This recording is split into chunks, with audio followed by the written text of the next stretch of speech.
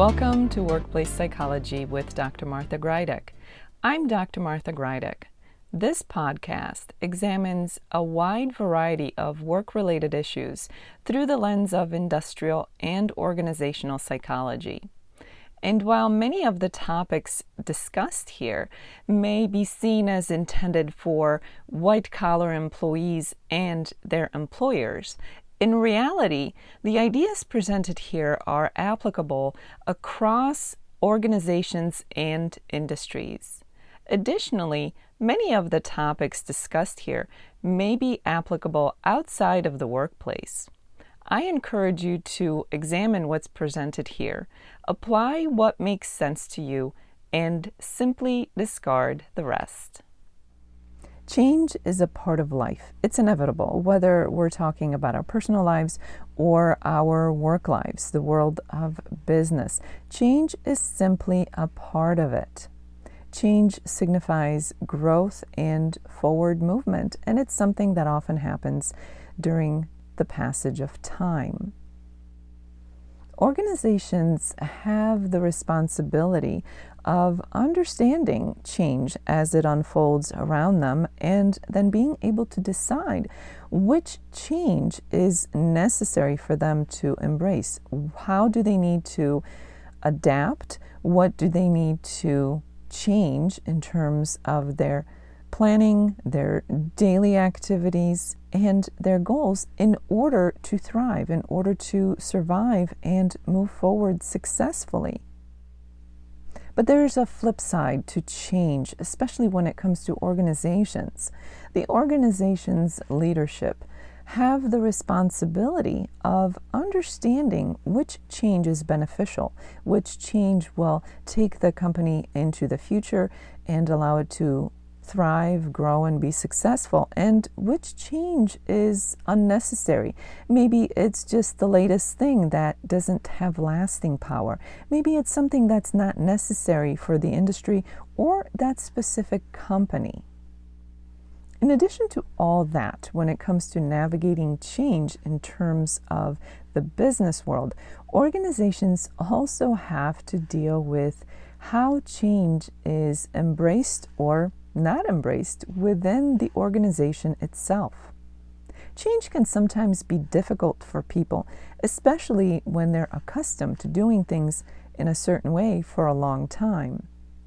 Some employees simply resist change for the fact that they want to stay in their comfort zone. Other times, change is not introduced to the workforce in the right way. Perhaps there's a lack in training. Perhaps it's happening too fast.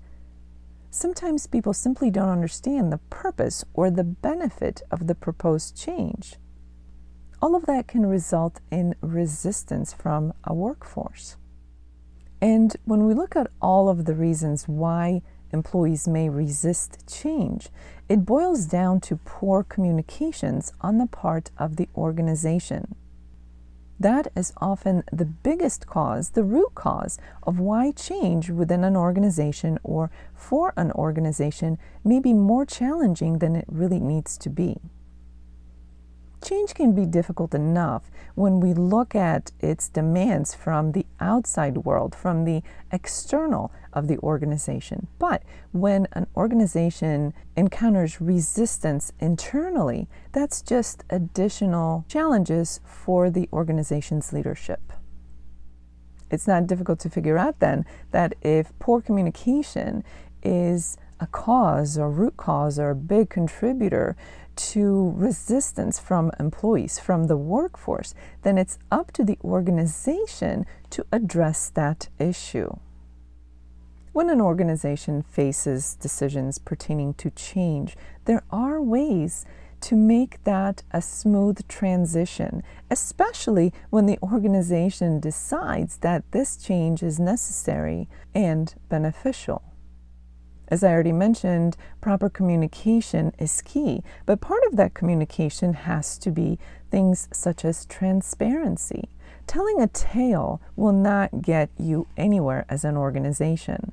It's important to be honest and transparent with your workforce. If a change is coming, if one is inevitable, Be upfront and honest with your employees. Tell them as much as you possibly can to ease their mind and allow them to have an understanding of what's coming their way and why. Organizational change is not isolated in that it affects nearly every single person who works within the organization. Realistically, it may affect every single person, and on top of that, it may affect customers, vendors, and anybody else who comes in contact with or does business with that organization. The very least that an organization can do in terms of their attempts of proper and open communication can be transparency with their own workforce. As I alluded to earlier, training is critical. An organization can embrace all kinds of change, all kinds of new technologies, all kinds of ways of doing things differently. But if they do not provide proper and adequate training for their employees, that change may not have any sticking power. Dealing with change may be challenging for employees to begin with, but if the challenge is unnecessarily bigger because of lack of training, then the organization is setting the employees and itself up for failure. So remember, open communications, transparency, and proper training. Taking that a step further, I would add involvement into the equation. By involvement, I mean, whenever it's possible, involve your employees at different levels to help you navigate the change. Sometimes it's possible for an organization to involve employees before decisions are finalized on which changes should be embraced and how the change or how the transition should occur. Beyond involving employees with decision-making as appropriate, collecting feedback and making changes accordingly can be key to the successful transition of a new way of doing things. The organization's leaders have a tremendous role when it comes to navigating change. Their job is to guide the employees, to guide teams. Part of that guidance is clarity and empathy. And don't forget, of course, leading by example. It's important to understand that despite the organization's best efforts, transitions can still be bumpy or difficult at times. That's where clarity and empathy come into play. It's important to remember that adaptability is a big part of resilience, which is critical when it comes to change. And since change is inevitable, adaptability as a way to resilience is a must. As a final note, when it comes to an organization's culture, promoting and encouraging adaptability and resilience will go a long way. When the organization's culture is stuck in its old ways, where change is slow and often resisted, adaptability and building resilience will be that much more difficult. So, any organization's leaders will do well to work on the organization's culture as a way of encouraging and supporting adaptability and resilience in times of change. As this episode comes to an end, let's review what was discussed.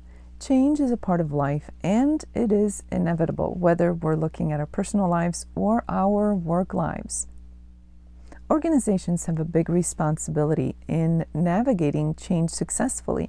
That includes understanding which change is beneficial and necessary for an organization, and which changes are no more than passing fads. Making sure a company's workforce is on board is key to successfully navigating changes for an organization. Clear communication, transparency, proper training, and frequent involvement are important to a successful transition.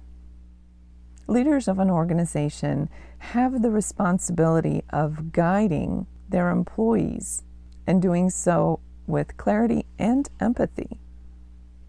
Of course, culture can be a big contributor to smooth transitioning when it comes to change for an organization. As this week unfolds, I invite you to consider change within your organization and how smoothly or not smoothly those transitions tend to go. If you are in a management or leadership role, this is especially important to you. However, for anyone who is not in a management or leadership role within an organization, you too have the opportunity and responsibility to speak up, open those communications, and address things that would be beneficial for navigating change within the organization. For those of you who experience this podcast in an audio-only version, I encourage you to check out my YouTube channel, Stress Free with Dr. G, where you can find the video version of the podcast. While there, check out some of the other videos, which focus on a comprehensive approach to stress management. So go to YouTube to check out Stress Free with Dr. G. The link for that is in the description below. Thank you for joining me today. Please subscribe to this podcast. I look forward to seeing you here again next time. Until then, I wish you joy and well-being.